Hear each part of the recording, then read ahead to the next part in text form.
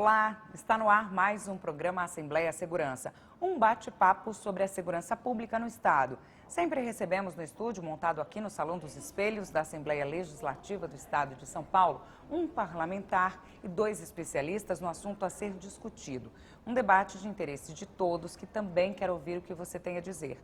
Por isso, participe do nosso programa, mande sua crítica, sua sugestão ou sua história para o e-mail assembleiasegurança@gmail.com.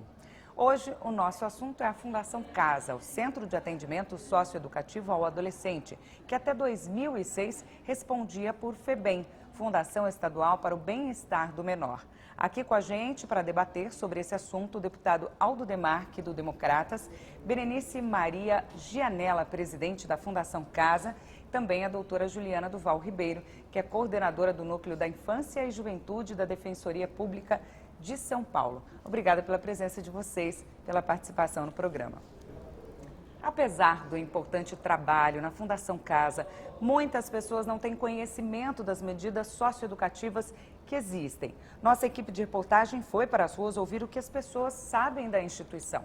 Você conhece o trabalho da Fundação Casa? Não, direito não. Mas você já ouviu falar? Já ouvi falar bastante. O que você já ouviu falar? O que você já viu na TV, por exemplo? Tipo, Fundação Casa é onde coloca uns menores que são infratores. O que você acha que falta para realmente eles voltarem bem para a sociedade? Falta um trabalho dirigido dentro da fundação. Um menor pode ser maior que o outro lá dentro, isso pode acabar influenciando, deixando o outro menor e vai deixando a situação dele mais ruim. Um fez um tipo de crime, o outro já fez outro mais pesado. Então acho que deveria ser dividido por setores. Péssimo. É porque o jovem infrator, ele entra, quando volta pior. Eu acho que é desorganizado, superlotado e que o sistema não funciona. Que eles entram para sair de lá ressocializados, né? Mas saem pior. Eu acho que tem que ensinar a profissão, principalmente Deus também, né? Ensinar a religião, né? Para que as pessoas saibam o que é certo e errado, né?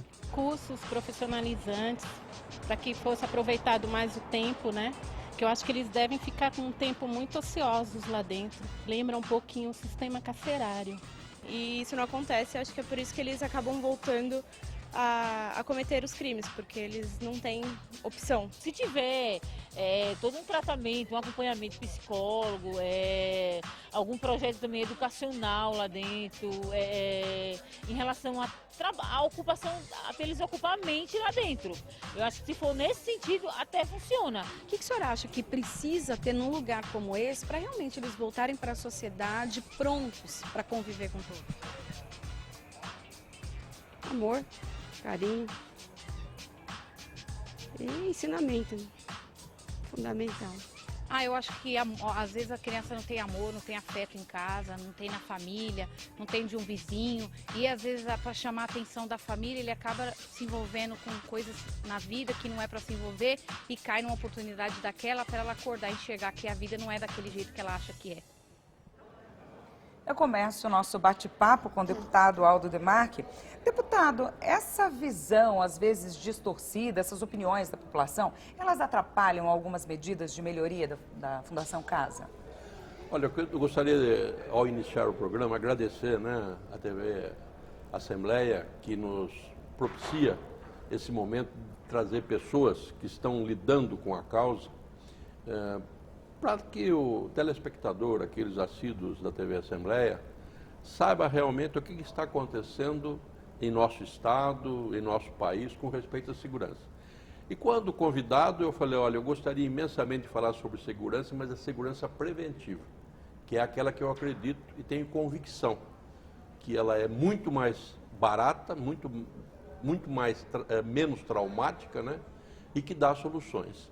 Eu acredito que esse projeto da Fundação, que mudou totalmente o perfil, antigamente FEBEM, e há mais de 10 anos, nós estamos aí com um modelo novo. Devo dizer que registrar aqui o trabalho da doutora Berenice, que acompanho há mais de 10 anos também. Ela é convicta daquilo que faz com eficiência e tem melhorado muito. realmente o que diz respeito a esse tratamento da ressocialização dos menores.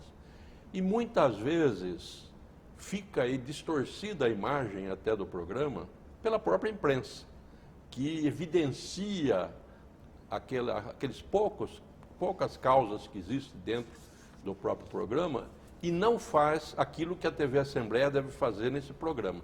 Mostrar a eficiência, né, e os resultados positivos que se tenta fazer com esses menores infratores.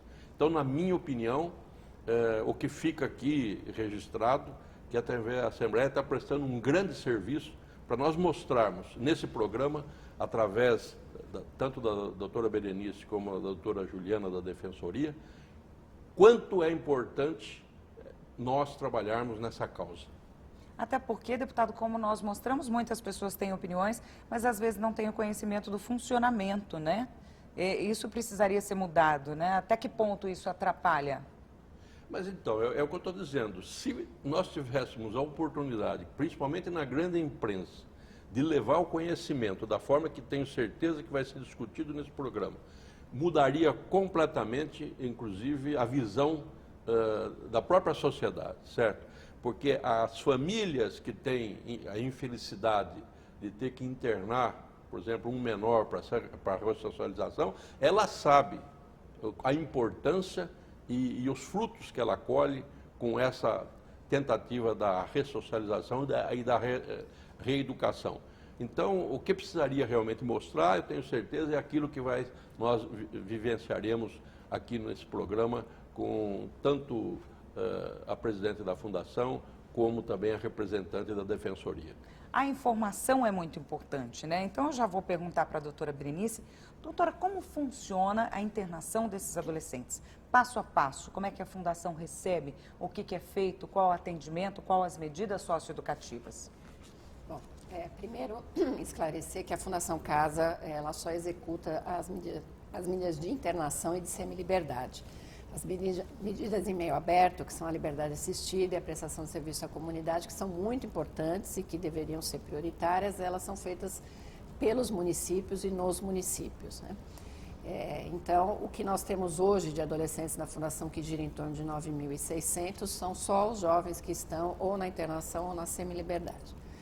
Então, normalmente, o adolescente é apreendido praticando uma infração, ele é levado à delegacia, onde é feito o boletim de ocorrência, depois ele é apresentado ao promotor e aí o juiz vai decidir se ele vai ficar internado aguardando o julgamento ou se ele vai aguardar o julgamento em liberdade. Se ele for aguardar o julgamento privado de liberdade, ele já entra na Fundação e fica na internação provisória, são unidades separadas. Então, nós temos unidades só para aqueles que estão aguardando o julgamento e unidades para aqueles que já foram julgados e já estão em medida de internação. A partir da entrada do adolescente que se inicia o trabalho com ele, né? Então, enquanto ele está na internação provisória, é feito todo um estudo da vida dele, da família dele. Esse estudo nós chamamos de diagnóstico polidimensional, porque é um diagnóstico que abrange toda a dimensão do atendimento. Então, ele é atendido por pessoas da saúde, da pedagogia, psicólogos, assistentes sociais, né? Eu ouvi o pessoal falando, precisava ter psicólogo. Nós temos psicólogos, temos assistentes sociais. E são eles que, nesse primeiro momento, vão fazer esse estudo do adolescente, inclusive para informar o juiz qual seria a melhor medida para esse adolescente ter, né? Então, tem vários casos que, apesar dele ter praticado um crime mais ou menos grave, ele tem condições perfeitamente de ficar com a família e de não ser internado, e aí a equipe sugere isso.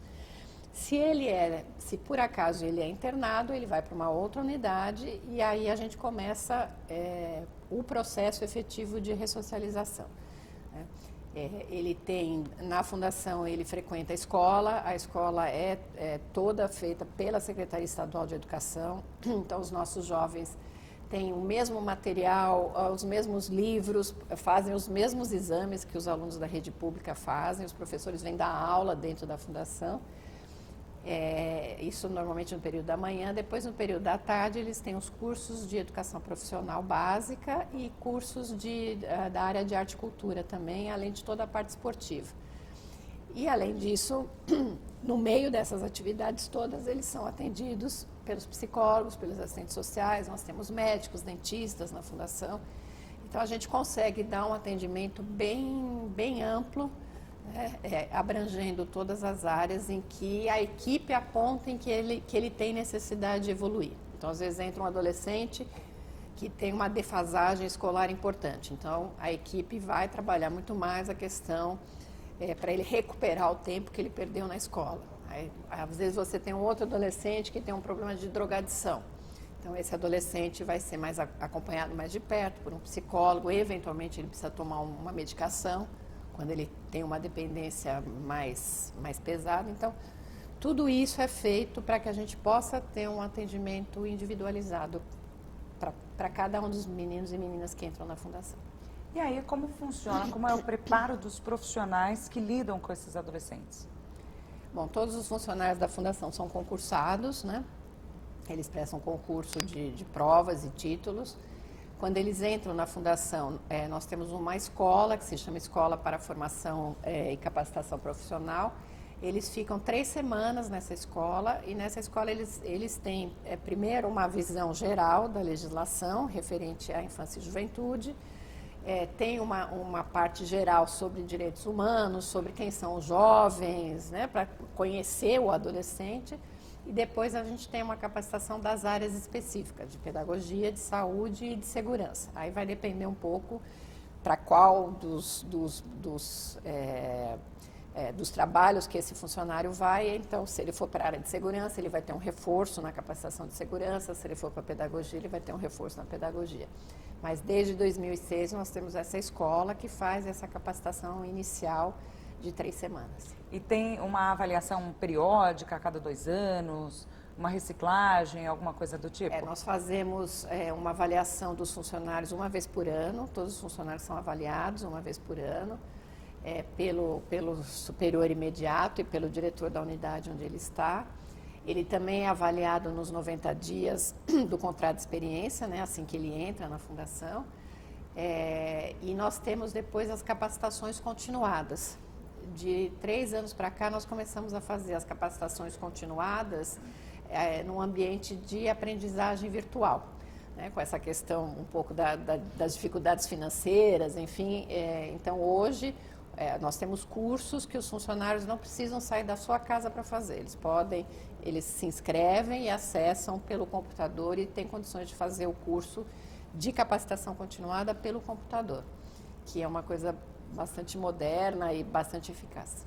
Passam por alguma avaliação periódica psicológica, alguma coisa em que o comportamento é analisado ou não, Berenice? A gente tem dentro da fundação um setor que cuida da saúde do trabalhador, né?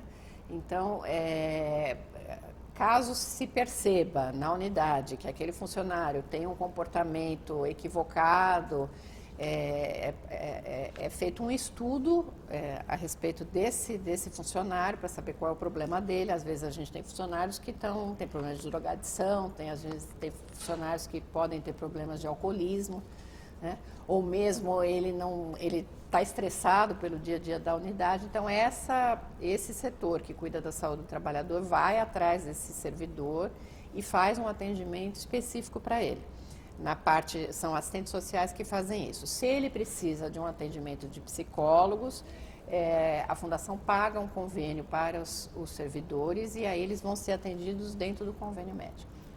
Doutora Juliana, como funciona a internação dos jovens primários? Como é que é feito, é avaliado, se tem uma avaliação diferente? Primeiro, eu gostaria de agradecer a oportunidade que foi dada à Defensoria para a gente apresentar o nosso trabalho e a visão do adolescente, né, que normalmente eles não são vistos enquanto protagonistas de direitos, mas sim como violadores, né? Então, eu acho que é importante a gente trazer também eles enquanto titulares de direitos. A internação, como a doutora Berenice falou, ela é uma medida excepcional e deveria ser a última opção para cada adolescente. São realizadas avaliações pela equipe psicossocial da Fundação Casa, só que quem decide, no fundo, é o Poder Judiciário. E o ECA estipula quais são os atos infracionais que são passíveis de internação que são os atos com violência ou grave ameaça à pessoa, ou reiteração em atos graves, ou descumprimento de medida anteriormente imposta.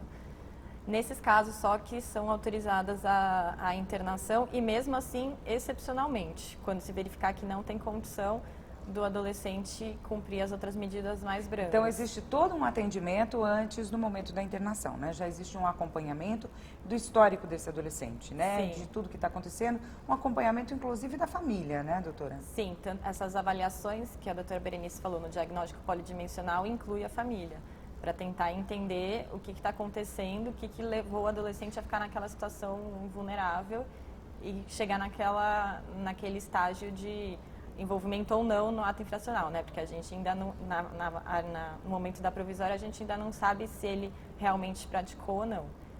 Então, se identificar que ele tem culpa, qual vai ser a medida mais adequada para ele? É realmente necessária a internação? Porque o ECA e a Constituição, eles falam expressamente que a internação é a última opção. Privação de liberdade é a última opção. E no caso do jovem primário, quem decide também é o juiz. Sim. Baseado em Sim. todas essas informações, como é que funciona? Baseado nessas informações e baseado no ato infracional que é imputado ao adolescente. Então, o adolescente, respondendo por um roubo, com violência ou grave ameaça, ele entra na Fundação Casa por esse período de 45 dias, e nesses 45 dias vão ter tanto as avaliações psicossociais da Fundação, quanto o desenvolvimento do processo para ouvir testemunho, ouvir vítima, ouvir o adolescente, para tentar ver, foi ele ou não que praticou, que circunstâncias que foram a prática do ato infracional. Ao final, o juiz vai falar, foi ele, não foi ele, se foi ele, que medida é mais adequada. E daí, como o juiz não tem conhecimento técnico nas áreas de serviço social e psicologia, os relatórios da Fundação Casa que subsidiam, ou se não, as equipes técnicas do fórum. Os fóruns também têm equipes de assistentes sociais e psicólogos que podem servir de amparo para os juízes. Para passar um perfilzinho da Fundação Casa, dos números, a gente vai colocar alguns vídeos. Nós temos um relatório de novembro de 2016, temos um panorama dos internos que estão na Fundação Casa. A gente observa nesse vídeo aqui que a gente vai mostrar agora, nessa imagem, que 96% dos internos são do sexo masculino, apenas 4% do sexo feminino. Doutora Berenice, o que esse quadro nos diz? Bom, o homem é mais propenso à violência do que a mulher, né? Então, a gente tem realmente um envolvimento muito maior dos homens, tanto menores quanto maiores de 18 anos, na criminalidade do que as mulheres, né? E há uma outra questão que eu acho que ainda pesa um pouco, é que às vezes as mulheres são apreendidas e o juiz fica com um pouco de pena, então acaba sendo menos rigoroso na aplicação da medida, procura mais uma medida em meio aberto, porque é para não distanciá-la da família, né? Mas, sem dúvida alguma, as mulheres praticam muito menos crimes do que os homens, embora, dentre elas também, a gente tem algumas que praticaram crimes bastante graves. Deputado, vamos falar um pouquinho sobre esses números. Dessa maioria de internos masculino, né, na Fundação Casa, essa grande maioria. É evidente, confirmo, que o homem tem uma propensão maior na violência, inclusive pelos ambientes que ele vive, o homem e a mulher, né? Mas eu devo dizer o seguinte, seria interessante, né, que tudo isso que nós ouvimos aqui, da ressocialização, tivesse ocorrido antes, para que esses jovens não tivessem caído na infração. Se nós tivéssemos, por exemplo, período integral nas escolas, né, isso nós batalhamos e lutamos para isso. Porque eu acho que esse preventivo, porque ninguém nasce bandido, né? Nós sabemos perfeitamente que depende muito das oportunidades que o jovem tem. Então, nós batalhamos muito para que o ensino seja realmente de período integral, onde as crianças possam ficar mais dentro das salas de aula ou dentro do ambiente escolar. Nós também temos certeza absoluta que, se nós dentro disso tudo, no período integral, houvesse, tanto da Secretaria da Educação, uma parceria com a nossa fundação, que cuida da profissionalização, levar em determinados horários, por exemplo, desse período que ele fique na escola, para ver qual que é o dom dele, profissionalizá-los, ou então dar oportunidade de despertar neles algo que é natural, né, da pessoa, que nós temos aí um trabalho já mostrado que o jovem, quando ele tem seu período integral ocupado, né, e principalmente voltado à profissionalização, ele, evidentemente, ele deixa de cometer esses crimes. Eu fico muito assustado, porque, francamente, estou tomando conhecimento agora do volume do sexo masculino, né? Estou tomando conhecimento aqui agora no programa, com relação ao feminino. Mas eu acho que nós poderíamos perfeitamente, quando falar em educação preventiva, não é gasto, é um investimento, porque esse sim, né? Apesar de ainda eu acreditar que a ressocialização ainda é um período de formação, de educação, e da forma que é feito no Estado de São Paulo, eu quero aqui cumprimentar a doutora Berenice, que tem vindo nesses anos todos, há mais de década. Eu estou falando porque nós levamos uma unidade lá para a minha cidade, na minha região tem Piracicaba, Limeira também, que tem uma unidade, e são referências pelo trabalho que é feito lá. Principalmente com baixas reincidências, né? Isso que é importante, e recuperação, e ressocialização, inclusive encaminhamento e acompanhamento, porque nós sabemos que a Fundação ela tem parceiros na sociedade, e esses parceiros que existem lá têm mostrado também um trabalho significativo, inclusive na hora que o menor infrator sai da Fundação, ele já é encaminhado e acompanhado, não só ele como a família é acompanhado para que ele não reincida. Então, eu acredito que esse trabalho ele deve ter um investimento maior, principalmente por parte do Estado. A reincidência também é assunto aqui, mas antes eu queria que a doutora Juliana comentasse esses números.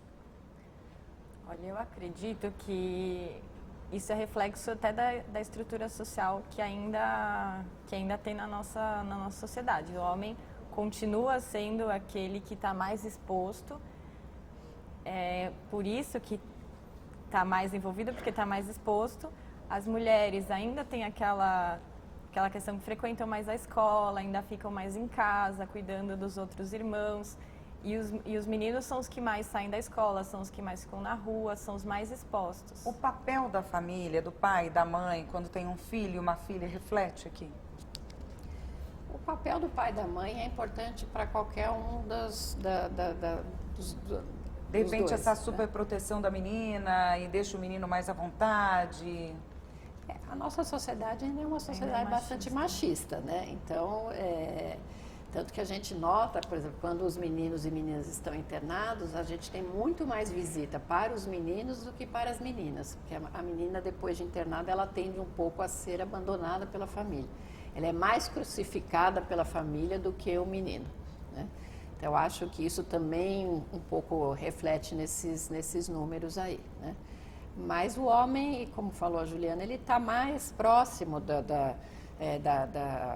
dos amigos, e a família, infelizmente hoje a gente já tem jovens que têm famílias muito envolvidas. Então nós já estamos na fundação com meninos que estão com o avô preso, com o pai preso, com o irmão preso, às vezes tem 2, 3 irmãos que estão na Fundação Casa. Então a questão da família ela precisa ser muito trabalhada.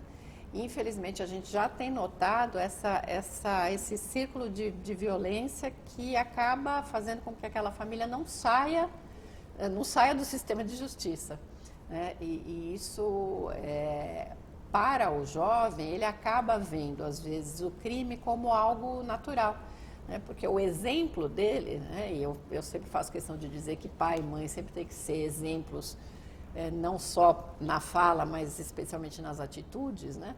O que a gente pode esperar de um jovem que, desde pequeno, vê o pai enrolando cigarro de maconha para vender. Né? Quer dizer, para ele aquilo é natural. Né? Então ele deixa de ter a percepção de que aqueles atos são atos criminosos, de que são atos que a sociedade repudia. Né? Então o crime passa a vir com um pouco mais de naturalidade para ele. Né? É um problema que muito começou antes, né, complicado. deputada? A gente cai um pouco na prevenção, né? Nas medidas, no agir antes, né? A gente tem também uma informação importante, a gente pode observar que a faixa etária tem uma grande disparidade. Os jovens de 12 a 14 anos representam 5,3% dos internos, os de 15 a 17 anos, 73,1%, e 18 anos ou mais, 21,6% no total. Então, a maioria ali entre 15 e 17 anos. Por que isso? Acho que são dois fatores, né? Primeiro porque quando ele pratica atos infracionais entre 12 e 14 anos, normalmente os juízes tendem a aplicar uma medida menos gravosa. Então ele aplica uma liberdade assistida, às vezes dá só uma advertência, enfim. Normalmente os meninos de 12 a 14 anos que ficam internados é porque ou o juiz é muito rigoroso ou ele praticou um crime muito grave. Né? A outra questão é que a violência no adolescente, ela acaba aparecendo muito mais com 15, 16 anos, que é a época que ele já está maior, enfim, que ele entra naquela fase de revolta com a sociedade, com os pais, que é própria da adolescência. E é nesse momento que ele acaba se envolvendo um pouco mais com a criminalidade. E por que essa queda a partir dos 18 anos? Porque o adolescente só vai para a fundação quando ele pratica o ato infracional até a véspera do aniversário dele de 18 anos. Então, se ele praticar o ato infracional no dia que ele fez 18 anos, ele já vai para o sistema prisional. Então, se ele pratica o ato até 17 anos, 11 meses e 29 dias, ele tem que vir para a fundação, e aí, como ele pode ficar no máximo 3 anos, que é o tempo máximo de duração da medida, ele acaba ficando, às vezes, até os 20, no máximo até os 21 anos, né? Mas aí diminui porque são casos mais específicos, são né? mais específicos. Agora vem aumentando há algum tempo esse número de maiores de 18 anos na fundação. Antigamente nós tínhamos 16, 17%. Eu acredito que seja porque os juízes estão mais rigorosos e os jovens estão ficando mais tempo dentro da fundação, porque, como a Juliana colocou, a equipe da fundação, ela a cada 3 meses ela faz um relatório a respeito desse adolescente, dizendo se ele cumpriu as metas que ele tinha que cumprir, se ele está estudando, se ele fez o curso, como é que é o relacionamento dele com a família e tal. E quando a equipe entende que ele já está apto a sair, a equipe faz um relatório, que a gente chama de relatório conclusivo, sugerindo ao juiz a liberação do adolescente, porque é o juiz que decide, depois de ouvir a Defensoria e o Ministério Público. E eu acredito que, como a sociedade hoje tem uma preocupação muito grande com a questão da segurança, os juízes acabam refletindo um pouco essa preocupação. E a gente notou que nos últimos anos tem havido um aumento do tempo de internação, que é o contrário do que a lei diz, que é o contrário do que a Constituição diz, porque a Constituição, além de falar que a internação é uma medida excepcional, quer dizer, ela deve ser aplicada excepcionalmente, quando aplicada ela deve ser breve, ela deve ser cumprida no menor tempo possível.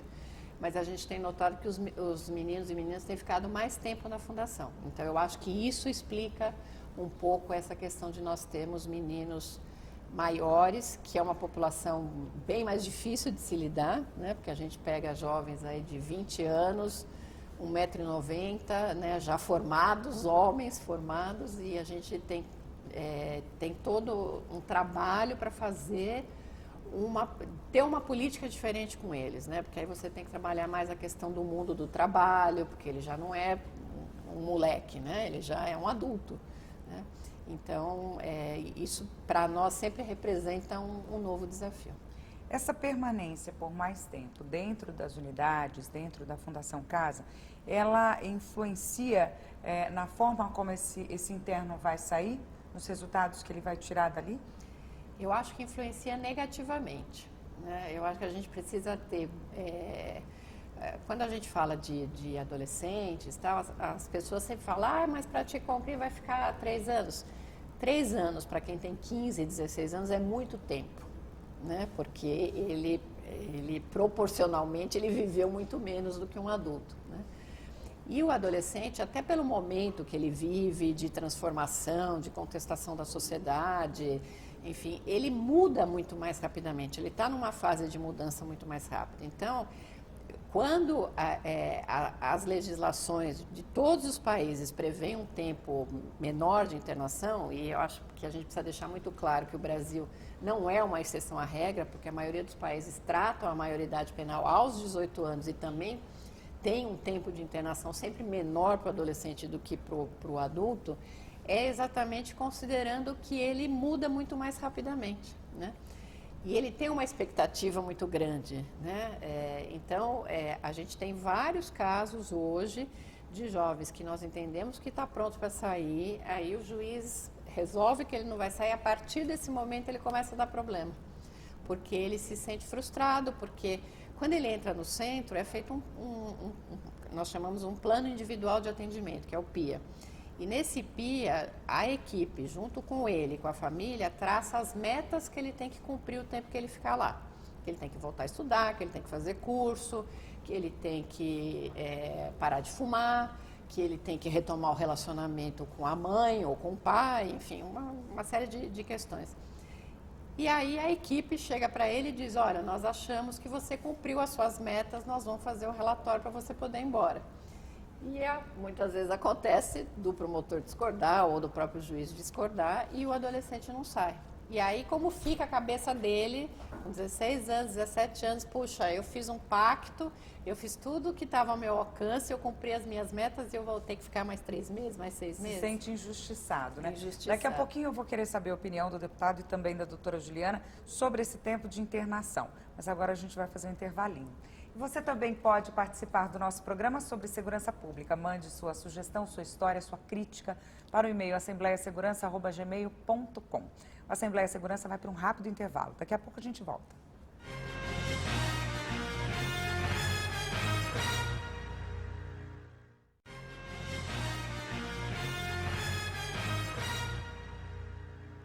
A Assembleia Segurança recebe hoje o deputado Aldo Demarque, do Democratas, Berenice Maria Janela, presidente da Fundação Casa, e a doutora Juliana Duval Ribeiro, coordenadora do Núcleo da Infância e Juventude da Defensoria Pública de São Paulo. O nosso assunto é o trabalho da Fundação Casa. Estávamos falando sobre o tempo de internação desses adolescentes. Eu queria agora a opinião do deputado. Olha, na verdade, vendo esses números, a estatística, eu fico mais convicto ainda da importância da família, né, para esses jovens. Você vê que até uma determinada idade, né, acho que com a influência da mãe, da presença da mãe, você tem um número bem menor de infratores. E a hora que eles já vão atingindo uma idade de independência e ficando na escola, principalmente da rua, das amizades, de ambientes, o número é muito maior daqueles que acabam cometendo a infração. Por isso que eu batalho no sentido de que se invista maciçamente no período integral nas escolas. Porque hoje, infelizmente, as mães, que é a principal educadora e a responsável por tudo isso, ela tem que sair de casa muitas vezes para trabalhar para o reforço da renda da família, né? E a ausência dela e a criança não tendo um período integral, ela fica à mercê de quem? Ela fica à mercê dos traficantes, das más companhias. Então eu vejo uma importância muito grande. Quando eu falo isso, eu sei que eu fui muito criticado na região quando nós levamos a unidade da Fundação para lá, porque tínhamos ainda, há 10 anos atrás, aquela imagem da FEBEM, né? E nós fomos muito criticados politicamente. Hoje a sociedade reconhece que o menor infrator ele tem que ficar muito próximo da sua família, tem que ficar próximo da mãe, receber a visita constante dos pais, para que o processo, inclusive tenha sucesso, né? Então, eu só quero deixar registrado que eu acho que ainda o papel da família, principalmente muito próximo daquele que está sendo reeducado, é importante e pode ter certeza que esse número pode perfeitamente abaixar, porque o anseio ao receber a visita da família, ele quer voltar logo para a família e de uma forma, evidentemente, disciplinada. Doutora Juliana, gostaria que a senhora comentasse tanto a faixa etária, o tempo de internação. Bom, sobre o tempo de internação, eu até acho importante a Defensoria Pública se posicionar, porque muito nos entristece quando a gente escuta que só 3 anos, quando é adolescente não pega nada, o adolescente fica impune.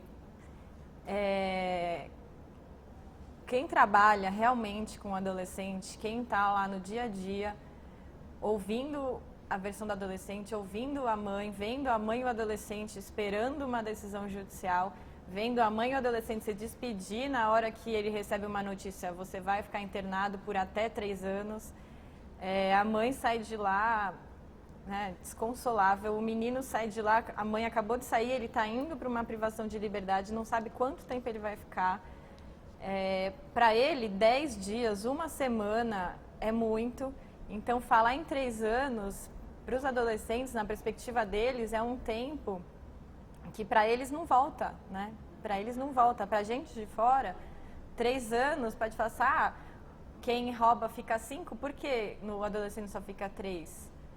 Mas 3 anos da nossa vida acontecem muitas coisas. E para o adolescente é um período muito, muito importante que não volta e que para ele ficar institucionalizado é um sofrimento muito intenso, distante da família, distante dos amigos. É um período que eles querem namorar, é um período que eles querem se divertir, eles estão presos. Então, eu lembro que a primeira vez que eu entrei numa unidade, que a Defensoria Pública faz visita, faz o atendimento, e aí eu entrei e convidaram, vamos conhecer a unidade, o diretor me levou para conhecer, que eu entrei num quarto dos adolescentes e ver aquele barulho de grade fechando por fora, os adolescentes sendo recolhidos, né? Essa institucionalização é muito pesada, é muito dolorosa. Então, quando a gente escuta pessoas falando, só 3 anos, nossa, é assim, é triste, porque o adolescente sofre demais. Passar 15 dias para eles é um sofrimento, a família, então. A reincidência é também outro assunto polêmico. A gente vai mostrar um gráfico, mas antes eu queria perguntar para a doutora Berenice se esses números da reincidência eles se baseiam na volta desse adolescente para a Fundação Casa ou, de repente, na prisão. Ele passou dos 21 anos e aí foi para o sistema prisional. Não, esse número que nós temos aí, é muito oportuna a sua pergunta para a gente esclarecer, é o número de jovens que ficaram internados na Fundação, praticam o novo ato e voltam para a Fundação. Nós não temos os números dos jovens que saem da Fundação e com mais de 18 anos eventualmente praticam o crime e vão para o sistema prisional. Então, provavelmente, a reincidência... Fica um buraco a reincidência nas provavelmente estatísticas, é maior, né, do que essa, mas nós não temos esses números, né? Agora, eu acho que a reincidência, né, as pessoas sempre falam, mas por que tem reincidência, não devia ter. A reincidência, eu sempre coloco que ela depende 50% da fundação e 50% do que esse adolescente vai ter lá fora, né? Porque quando o jovem entra na fundação, 96% dos meninos que entram na fundação têm uma defasagem idade-série. Né? Ou seja, eles estão fora da série escolar que deveriam estar. E muitos têm uma defasagem altíssima, né? Tem 15, 16 anos, estão no 2º ano, no 3º ano, enfim. Muitos abandonaram a escola, mais de 30% já tinham abandonado a escola, não tinham nem matrícula mais na escola, né? Então, aí esse jovem entra na fundação, ele é feita a matrícula dele, ele volta a estudar, né? Aí ele fica 1 ano na fundação, ele estuda, ele faz curso, ele tem atendimento, só que você teve esse período anterior que nem sempre é fácil você recuperar, né? Porque ele já perdeu a escola, muitas vezes ele perdeu o contato com a família, ele já se envolveu com as drogas e tal. Aí ele fica 1 ano na fundação, ele recebe, e eu digo isso com muita tranquilidade, ele recebe um atendimento muito bom. Ele de fato, ele tem acompanhamento, ele tem atendimento psicológico, a família é atendida, ele come adequadamente na fundação. Nós temos até nutricionistas para o caso dos meninos que têm problemas, que precisam comer alimentação específica, enfim. Só que aí ele sai da fundação, quer dizer, nós abrimos para ele um leque de oportunidades e mostramos para ele que ele tem dons, que ele pode ter sucesso fora do mundo do crime. Então ele sai com diploma do SENAC, porque ele faz cursos do SENAC dentro da fundação, ele sai com matrícula na escola, se ele precisar de um atendimento psicológico fora da fundação, ele sai inscrito no CAPS para fazer esse atendimento. Agora, o que vai ser feito depois, né, desse atendimento posterior também vai depender um pouco se ele vai reincidir ou não. Né? Muitas vezes ele volta para a escola, mas a escola o expulsa, porque ele entra lá com a tarja de ex-FEBEM. Né? Então, o primeiro lápis que some na escola, foi ele. Né? Então, depende muito de como a sociedade recebe, depende muito de como a família vai atuar, né? Porque às vezes a família está louca para ele sair, para ele voltar para as drogas, porque ele era o arrimo da família. E aí, que trabalho a Fundação pode fazer, né, se esse jovem é cooptado pela própria família? Né? Então, acho que a residência ela tem que ser vista também com esse antes do que ele teve e o que ele tem depois. Deputado, esse período em que esse jovem sai da Fundação Casa e tem ali, né, uma oportunidade de voltar para a sociedade, estudar e trabalhar, etc. e tal, é tão importante quanto a prevenção? O papel ali da família, da sociedade, como a doutora Berenice disse, já vem com aquela tarja na cabeça, né? FEBEM, Fundação Casa, os coleguinhas às vezes praticam bullying, né, na escola e enfim, né? Esse período também é muito importante, né, assim como a prevenção. Olha, eu vou dar um exemplo que, felizmente, a unidade da minha cidade, ela é quase que uma referência. Pouquíssimas reincidências. E nós sabemos que o programa, ele tem uma gestão compartilhada do Estado com 50% de uma entidade da sociedade. E, felizmente, quando nós levamos há 10 anos atrás a unidade lá, a minha esposa era secretária da Ação Social e vice-prefeita. Ela escolheu uma entidade que já estava há 50 anos cuidando de menores. Então, acho que foi uma feliz coincidência que a parceira do Estado, ela já trabalhava com isso. E quando as crianças vamos dizer assim, saem dessa internação, ela é acompanhada por essa entidade fora dela. Ela tem cursos lá de computador, é acompanhado não só fora de lá os jovens, como também a situação social da própria família. Há um acompanhamento. Então, dificilmente, porque há uma continuidade praticamente de um trabalho feito lá, mas evidentemente na sociedade. Eu tenho certeza absoluta que esse exemplo poderia ser seguido, né? Esse acompanhamento depois que os jovens saem de lá. Porque lá o número de reincidentes é baixíssimo, né? Estou dizendo pelo menos os menores infratores da minha cidade de Rio Claro, onde a UDAM é a grande parceira no estado da Fundação Casa. Mas nós vamos mostrar uns números mais alarmantes, viu, deputado? O gráfico de reincidência mostra que em 2006 o índice era de 29%. Em 2010, 4 anos depois, caiu para 12,8%, menor observado nesse período. E já em 2016 o índice subiu para 16%. Esse aumento na criminalidade acompanhou o das penitenciárias do Estado. É muito alto, né? Sem dúvida nenhuma, né? Inclusive é assustador, né? É porque realmente não está tendo, os menores saem e não está tendo um acompanhamento, como eu acabei de dizer. E também o que nós estamos observando, que pelo menos ali na minha região, a droga ela está sendo comercializada e dentro da própria sociedade, veio de uma forma assustadora. E o que precisaria ser feito era ver, porque isso tudo vem de fora do Estado, vem de fora até do país. Precisaríamos até vamos dizer assim, uma fiscalização dura nas fronteiras para isso, né?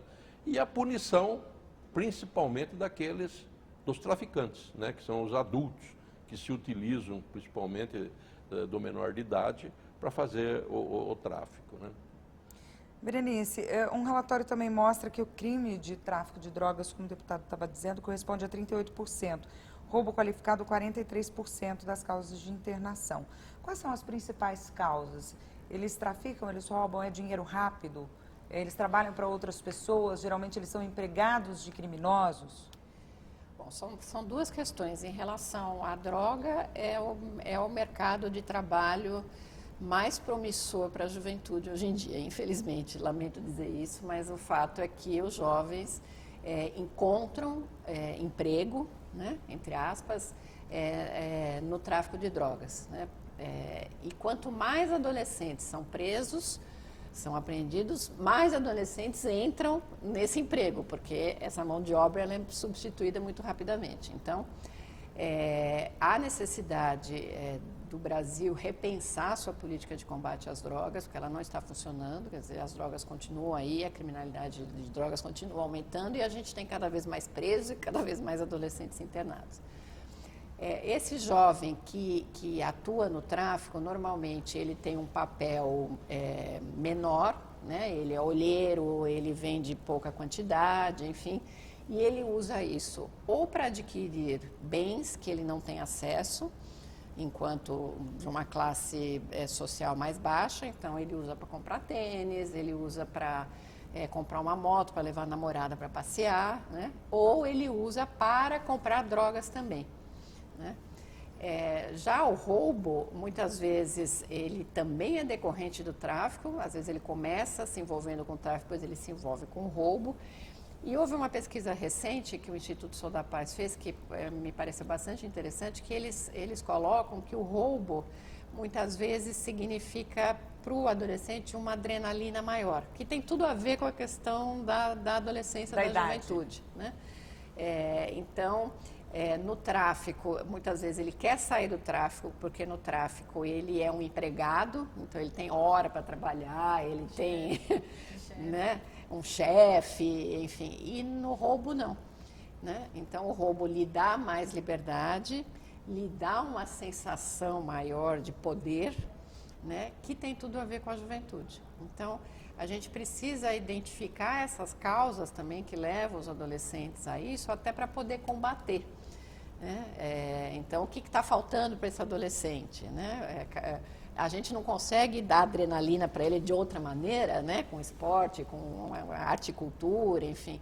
Então, acho que isso tudo, todas essas pesquisas que são feitas, todos esses números, eles têm que servir para que a gente, toda vez, repense o atendimento que a gente faz e que a sociedade repense também o que ela faz na escola, né? O jovem hoje, a escola de hoje, ela está totalmente inadequada para o jovem, né? Quer dizer, um jovem que já nasce com o dedinho no celular, ele não quer mais assistir uma aula com lousa e giz, né? Quer dizer, a gente precisa mudar isso para que a escola seja efetivamente mais atrativa para ele, que aí ele vai ter mais vontade de ficar na escola e aí possivelmente ele vai se envolver menos com a criminalidade. Quer dizer, não é à toa que a gente tem 96% de defasagem escolar. Quer dizer, a defasagem escolar do adolescente que se envolve com a criminalidade, ela tem que nos dizer alguma coisa, né? E ela diz o quê? Que a escola está falhando, que a escola está inadequada para aquilo que o jovem do mundo de hoje espera. Falamos da importância da família, a importância da escola. Juliana, arrisca outros palpites sobre a forma para ajudar a combater esses números? Olha, eu acho que a mídia também tem um papel muito importante, tanto para crucificá-los, como para colocá-los nessa situação de vulnerabilidade, porque é impressionante assim o desejo que tem por bens de consumo, por aparecer, e isso é bastante promovido pela mídia. Então a mídia também tem um papel importante para ajudar nesse controle do consumismo. São vários fatores, na verdade, né, deputado? A escola, a família, a sociedade como um todo, né, que acaba pregando o ter e não o ser, né, que eu acho que são os valores, né, que são praticados aí de forma errônea, né? Tudo isso, né, deputado, ajudaria a combater esses números? Sem dúvida nenhuma, mas eu ainda, em primeiro lugar, eu acho que está a família, né? Hoje, infelizmente, nós temos aí, acho que 3 pilares importantes, né, para você evitar o melhor infrator. Primeiro, é realmente a família, né? Segundo, eu acho que a qualidade da educação hoje, né, a qualidade da educação, como eu disse, principalmente se você coloca as crianças num período integral, com uma assistência maior. E terceiro, eu acho também muito importante, é a crença, né? Você, a família, crer em algo superior, né? Acho que isso é muito importante. Mas eu acredito muito nesse trabalho intermediário, né? Que é realmente esse da ressocialização. Todos nós, seres humanos, podemos cair, errar, mas temos que ter a oportunidade de ser reintegrado novamente na sociedade, né? E esse papel a Fundação tem sido primordial. E sempre digo o seguinte, eu estava falando em off aí com a doutora Berenice, eu sou o autor do projeto que autoriza, né, tanto a Secretaria da Educação, a horta nas escolas, né? E nós temos lá na nossa unidade, tem um pedaço grande de área lá, onde nós poderíamos levar, por exemplo, né, até através de um parceiro, que é a Moquite Ocado, levar lá, ocupar esses jovens, pelo menos uma parte do dia, a mexer com a terra e fazer a horta para a sua própria sobrevivência ali, ou então fornecer na merenda escolar aquilo que é produzido ali e ter uma noção dos valores nutritivos daquilo que eles realmente comem. Então, tudo isso aí eu acho que ajudaria muito, por exemplo, a hora que a criança sai de lá, né, a hora que o jovem sai de lá, para ele não reincidir. Vamos passar então para as considerações finais. Queria que vocês dissessem o que pode mudar, o que tem que ser feito, o que pode ser proposto para melhorar de uma forma geral. Doutora Juliana. Acredito, assim como o deputado falou, o mais importante é investimento em educação, porque os números que a doutora Berenice apresentou de defasagem escolar, eles não podem passar batido por nós. Então, tem que ter investimento em escola, criação de creche para que as famílias consigam trabalhar e os filhos ficarem ou em creche ou em escola. Tem que ter educação de qualidade também, não adianta só aumentar o número de vaga, oportunidades de trabalho e fortalecimento da rede socioassistencial nas periferias. Então, pensar, o que o deputado falou é exatamente isso, pensar na prevenção para não deixar que eles cheguem numa situação de vulnerabilidade que levem à privação de liberdade. Doutora Berenice, a senhora falou uma coisa interessante, vou só aproveitar para perguntar sobre cada vez mais jovens na fundação, né? Eles entram, os traficantes contratam outros. Tem superlotação hoje? Não, nós estamos trabalhando com mais ou menos 10, 15% a mais de meninos em cada unidade. Mas como nós trabalhamos com unidades pequenas, de 50, 60 meninos, quando a gente fala 10, 15% a mais, são 6 meninos, 8 meninos a mais. Não é nada que prejudique o atendimento, né? Porque mesmo esses outros meninos que estão a mais, eles vão para a escola, fazem curso, tem todo o atendimento. Então, não há um prejuízo efetivo ao atendimento deles. Então, a senhora que acompanha tão de perto, eu gostaria que a senhora fizesse suas considerações também. Bom, eu acho que não vou fugir muito do que foi falado agora. Acho que, de fato, a escola hoje não responde ao anseio dos jovens. Ela precisa... Nós temos jovens do século XXI com uma escola do século XIX. Nós precisamos mudar a escola, né? Precisamos fazer com que ela se torne mais atrativa, mais interativa, porque o jovem hoje... Ele quer falar mais, ele quer participar mais, então aquele ensino professor-aluno não tem mais espaço nesse mundo que esses jovens vivem hoje. Então, isso precisa ser modificado, precisa ser repensado. Acho que o Brasil precisa, o secretário de Segurança Pública de todos os estados, junto com os secretários de Saúde, o Ministério da Justiça, precisam pensar numa política antidrogas que não seja uma política só de segurança pública, né? Porque a política de combate às drogas, prendendo pequenos traficantes, não funciona. Então, hoje o Estado de São Paulo tem 230 mil presos, 40% são por tráfico de drogas, a Fundação tem quase 10 mil meninos, 40% são por tráfico, e o tráfico continua. Então, nós vamos repensar essa política também no Brasil. E acho que existe um órgão que precisava funcionar melhor, que é o Conselho Tutelar. Os Conselhos Tutelares têm um papel importante dentro do Estatuto da Criança e do Adolescente, e eles pouco funcionam, porque eles teriam esse papel de buscar as famílias, de fazer essa interação família-escola, e isso tem sido feito de maneira pouco eficiente, e isso precisava ser melhorado. Deputado. Olha, concluindo, para mim foi uma satisfação participar dessa mesa aqui, né? Onde ficou claro a importância desse estágio aí do menor infrator para ele ser ressocializado. Mas aqui fica um registro. Nós estamos discutindo nesse momento o orçamento para 2017.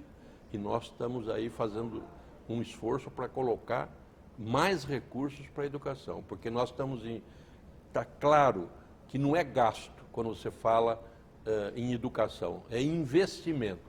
Porque quanto menos creches, quanto menos escolas, quanto menos, se não atingirmos aí o período integral nas escolas, se investir mais na educação, você pode ter certeza que na outra ponta nós vamos ter que construir mais presídios, nós vamos ter que ter mais efetivos aí na rua e nós vamos ter que ainda ter mais centro de ressocialização se nós não cuidarmos da base, do preventivo, que vai ficar muito mais barato, muito mais econômico para a sociedade.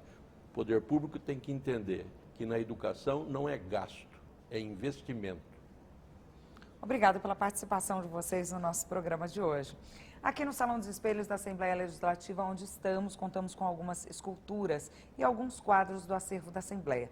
Tudo que está aqui e muito mais está disponível para visitação. O horário é das 8 horas da manhã às 8 horas da noite. E não se esqueça, você também pode participar do nosso programa. Mande seu e-mail para assembleiasegurança@gmail.com com a sua história, com a sua crítica ou com a sua sugestão. Muito obrigada pela participação de vocês. Muito obrigada pela audiência de você que está em casa nos assistindo. Obrigada e até o próximo programa. Tchau, tchau.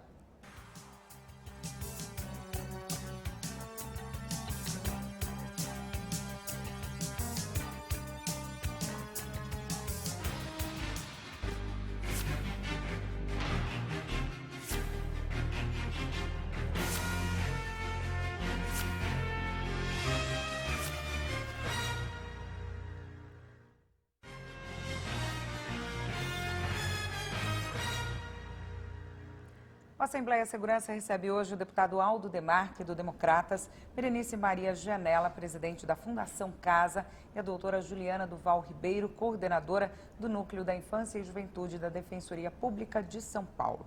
O nosso assunto é o trabalho da Fundação Casa. Estávamos falando sobre o tempo de internação desses adolescentes. Eu queria agora a opinião do deputado. Olha, na verdade, vendo esses números, a estatística, eu fico mais convicto ainda da importância da família para esses jovens.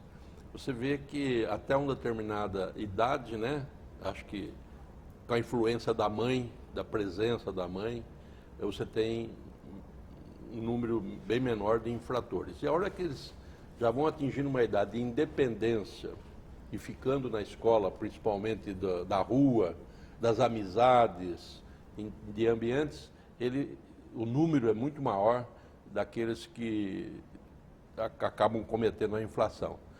Por isso que eu batalho no sentido de que se invista maciçamente no período integral nas escolas. Porque hoje, infelizmente, as mães, que é a principal educadora e a responsável por tudo isso, ela tem que sair de casa muitas vezes para trabalhar para o reforço da renda da família, né?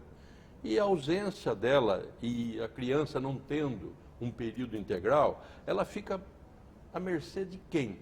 Ela fica à mercê dos traficantes, das más companhias. Então eu vejo uma importância muito grande. Quando eu falo isso, eu sei que eu fui muito criticado na região quando nós levamos a unidade da Fundação para lá, porque tínhamos ainda, há 10 anos atrás, aquela imagem da FEBEM, né? E nós fomos muito criticados politicamente. Hoje a sociedade reconhece que o menor infrator ele tem que ficar muito próximo da sua família, tem que ficar próximo da mãe, receber a visita constante dos pais, para que o processo, inclusive tenha sucesso, né? Então, eu só quero deixar registrado que eu acho que ainda o papel da família, principalmente muito próximo daquele que está sendo reeducado, é importante e pode ter certeza que esse número pode perfeitamente abaixar, porque o anseio ao receber a visita da família, ele quer voltar logo para a família e de uma forma, evidentemente, disciplinada. Doutora Juliana, gostaria que a senhora comentasse tanto a faixa etária, o tempo de internação. Bom, sobre o tempo de internação, eu até acho importante a Defensoria Pública se posicionar, porque muito nos entristece quando a gente escuta que só 3 anos, quando é adolescente não pega nada, o adolescente fica impune. Quem trabalha realmente com o adolescente, quem está lá no dia a dia, ouvindo a versão do adolescente, ouvindo a mãe, vendo a mãe e o adolescente esperando uma decisão judicial, vendo a mãe e o adolescente se despedir na hora que ele recebe uma notícia, você vai ficar internado por até 3 anos. A mãe sai de lá, né, desconsolável, o menino sai de lá, a mãe acabou de sair, ele está indo para uma privação de liberdade, não sabe quanto tempo ele vai ficar. Para ele, 10 dias, 1 semana é muito. Então, falar em 3 anos, para os adolescentes, na perspectiva deles, é um tempo que para eles não volta, né? Para eles não volta. Para a gente de fora, 3 anos, pode falar, quem rouba fica 5, por que no adolescente só fica 3? Mas 3 anos da nossa vida acontecem muitas coisas. E para o adolescente é um período muito, muito importante que não volta e que para ele ficar institucionalizado é um sofrimento muito intenso, distante da família, distante dos amigos.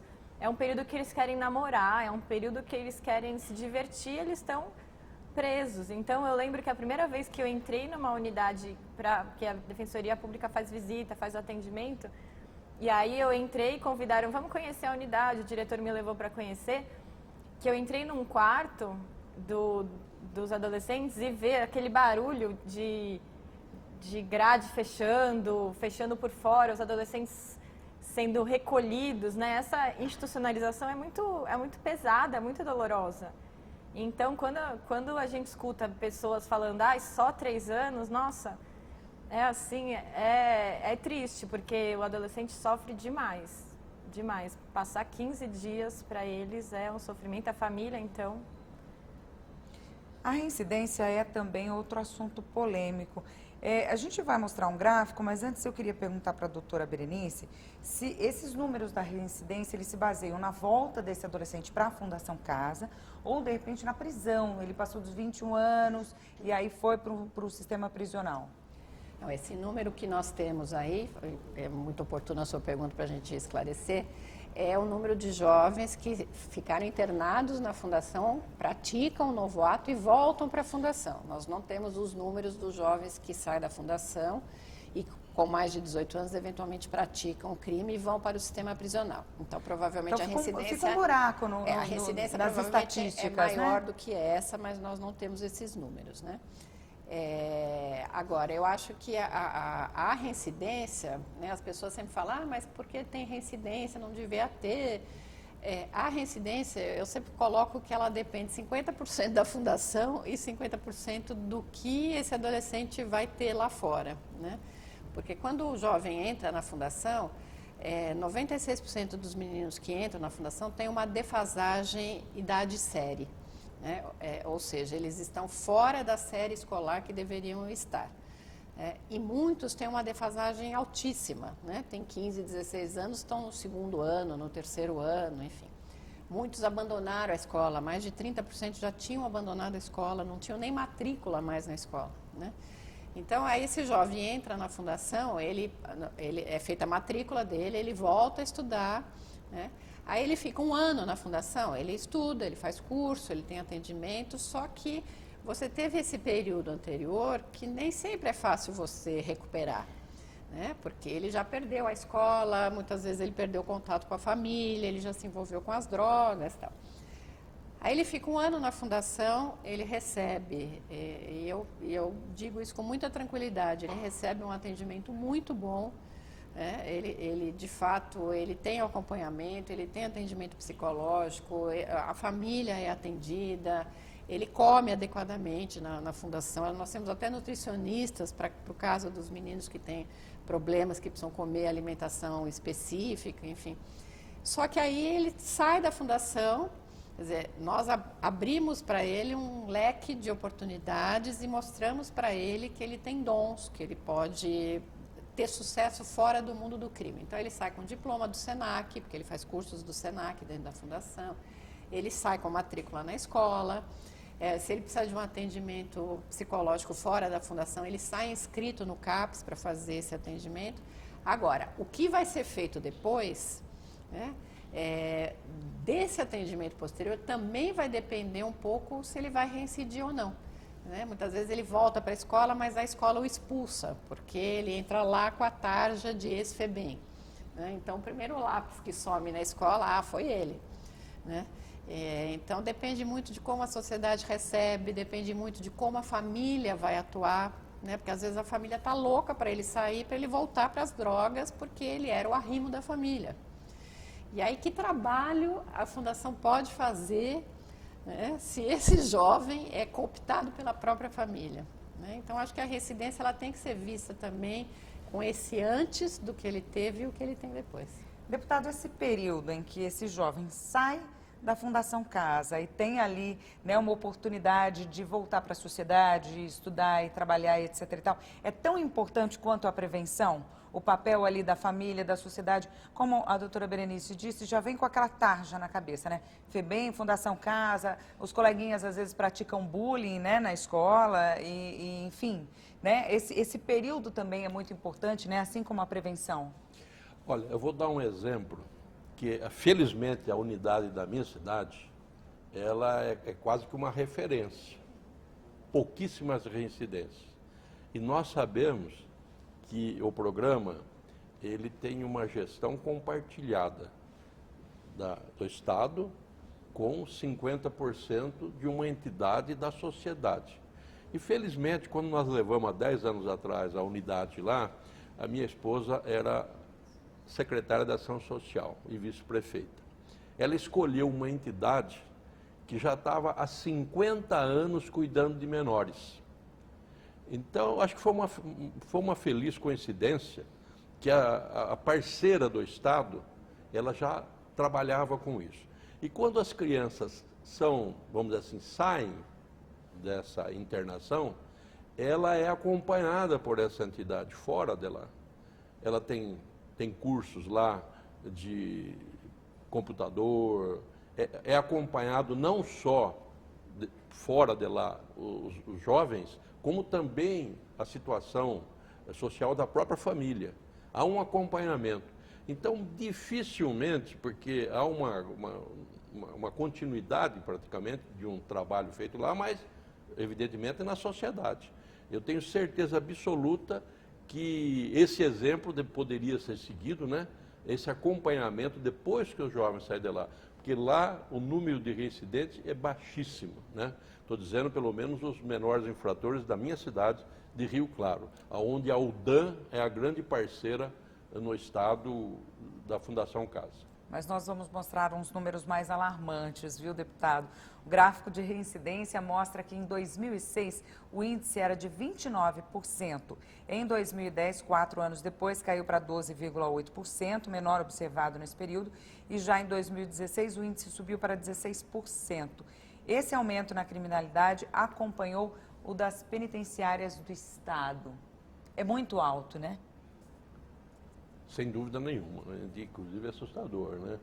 É porque realmente não está tendo, os menores saem e não está tendo um acompanhamento, como eu acabei de dizer. E também o que nós estamos observando, que pelo menos ali na minha região, a droga ela está sendo comercializada e dentro da própria sociedade, veio de uma forma assustadora. E o que precisaria ser feito era ver, porque isso tudo vem de fora do Estado, vem de fora até do país. Precisaríamos até vamos dizer assim, uma fiscalização dura nas fronteiras para isso, né? E a punição, principalmente dos traficantes, né? Que são os adultos que se utilizam, principalmente do menor de idade, para fazer o tráfico, né? Berenice, um relatório também mostra que o crime de tráfico de drogas, como o deputado estava dizendo, corresponde a 38%. Roubo qualificado, 43% das causas de internação. Quais são as principais causas? Eles traficam, eles roubam, é dinheiro rápido? Eles trabalham para outras pessoas? Geralmente eles são empregados de criminosos? Bom, são duas questões. Em relação à droga, é o mercado de trabalho mais promissor para a juventude hoje em dia, infelizmente, lamento dizer isso, mas o fato é que os jovens encontram emprego, né, entre aspas, no tráfico de drogas, né? E quanto mais adolescentes são presos, são apreendidos, mais adolescentes entram nesse emprego, porque essa mão de obra ela é substituída muito rapidamente. Então, há necessidade do Brasil repensar sua política de combate às drogas, porque ela não está funcionando, quer dizer, as drogas continuam aí, a criminalidade de drogas continua aumentando e a gente tem cada vez mais presos e cada vez mais adolescentes internados. Esse jovem que atua no tráfico, normalmente ele tem um papel menor, né? Ele é olheiro, ele vende pouca quantidade, enfim, e ele usa isso ou para adquirir bens que ele não tem acesso, enquanto de uma classe social mais baixa, então ele usa para comprar tênis, ele usa para comprar uma moto para levar a namorada para passear, né? Ou ele usa para comprar drogas também, né? Já o roubo, muitas vezes, ele também é decorrente do tráfico, às vezes ele começa se envolvendo com o tráfico, depois ele se envolve com o roubo. E houve uma pesquisa recente que o Instituto Sou da Paz fez, que me pareceu bastante interessante, que eles colocam que o roubo, muitas vezes, significa para o adolescente uma adrenalina maior, que tem tudo a ver com a questão da adolescência, da juventude, né? Então, no tráfico, muitas vezes ele quer sair do tráfico, porque no tráfico ele é um empregado, então ele tem hora para trabalhar, ele tem, né, um chefe, enfim, e no roubo não, né? Então o roubo lhe dá mais liberdade, lhe dá uma sensação maior de poder, né, que tem tudo a ver com a juventude. Então, a gente precisa identificar essas causas também que levam os adolescentes a isso, até para poder combater, né? Então, o que está faltando para esse adolescente, né? A gente não consegue dar adrenalina para ele de outra maneira, né? Com esporte, com arte e cultura, enfim. Então, acho que isso tudo, todas essas pesquisas que são feitas, todos esses números, eles têm que servir para que a gente, toda vez, repense o atendimento que a gente faz e que a sociedade repense também o que ela faz na escola, né? O jovem hoje, a escola de hoje, ela está totalmente inadequada para o jovem, né? Quer dizer, um jovem que já nasce com o dedinho no celular, ele não quer mais assistir uma aula com lousa e giz, né? Quer dizer, a gente precisa mudar isso para que a escola seja efetivamente mais atrativa para ele, que aí ele vai ter mais vontade de ficar na escola e aí possivelmente ele vai se envolver menos com a criminalidade. Quer dizer, não é à toa que a gente tem 96% de defasagem escolar. Quer dizer, a defasagem escolar do adolescente que se envolve com a criminalidade, ela tem que nos dizer alguma coisa, né? E ela diz o quê? Que a escola está falhando, que a escola está inadequada para aquilo que o jovem no mundo de hoje espera. Falamos da importância da família, a importância da escola. Juliana, arrisca outros palpites sobre a forma para ajudar a combater esses números? Olha, eu acho que a mídia também tem um papel muito importante, tanto para crucificá-los, como para colocá-los nessa situação de vulnerabilidade, porque é impressionante assim o desejo que tem por bens de consumo, por aparecer, e isso é bastante promovido pela mídia. Então a mídia também tem um papel importante para para ajudar nesse controle do consumismo. São vários fatores, na verdade, né, deputado? A escola, a família, a sociedade como um todo, né, que acaba pregando o ter e não o ser, né, que eu acho que são os valores, né, que são praticados aí de forma errônea, né? Tudo isso, né, deputado, ajudaria a combater esses números. Sem dúvida nenhuma, mas eu ainda, em primeiro lugar, eu acho que está a família, né? Hoje, infelizmente, nós temos aí, acho que 3 pilares importantes, né, para você evitar o menor infrator. Primeiro, é realmente a família, né? Segundo, eu acho que a qualidade da educação hoje, né, a qualidade da educação, como eu disse, principalmente se você coloca as crianças num período integral, com uma assistência maior. E terceiro, que eu acho também muito importante, é a crença, né? Você, a família, crer em algo superior, né? Acho que isso é muito importante. Mas eu acredito muito nesse trabalho intermediário, né? Que é realmente esse da ressocialização. Todos nós, seres humanos, podemos cair, errar, mas temos que ter a oportunidade de ser reintegrado novamente na sociedade, né? E esse papel a Fundação tem sido primordial. E sempre digo o seguinte, eu estava falando em off aí com a doutora Berenice, eu sou o autor do projeto que autoriza, né, tanto a Secretaria da Educação, a horta nas escolas, né? E nós temos lá na nossa unidade, tem um pedaço grande de área lá, onde nós poderíamos levar, por exemplo, né, até através de um parceiro, que é a Moquite Ocado, levar lá, ocupar esses jovens, pelo menos uma parte do dia, a mexer com a terra e fazer a horta para a sua própria sobrevivência ali, ou então fornecer na merenda escolar aquilo que é produzido ali e ter uma noção dos valores nutritivos daquilo que eles realmente comem.